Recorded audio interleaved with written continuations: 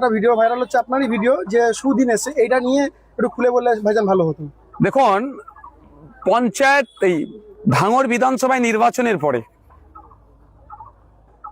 ভাঙড়ের মানুষ 1,26,555 জন আমাকে ভোট দিয়েছে। গতবারের তুলনায় প্রায় 20,000 বেশি ভোট পেয়েছে।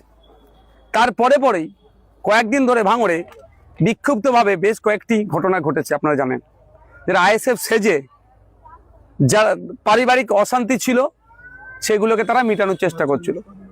তো তড়িঘড়ি আমি আমাদের নেতৃত্বদেরকে নিয়ে মিটিংয়ে বসেছিলাম।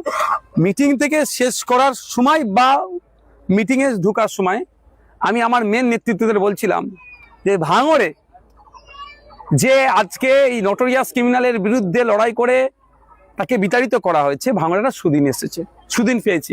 তাহলে আমরা এই সুদিনটাকে কেন ভাঙড়ের মানুষের সাথে লড়াই করে এই যারা তৃণমূল করে বা পারিবারিক অশান্তি লাগিয়ে কেন আমরা অশান্তি করব? অর্থাৎ আমাদের নেতৃত্বদের বলেছি আমরা সজাগ থাকবো, এই যে সুদিন এসেছে ভাঙড়ের জন্য সেটা কোনোভাবেই নষ্ট হতে দেবো না।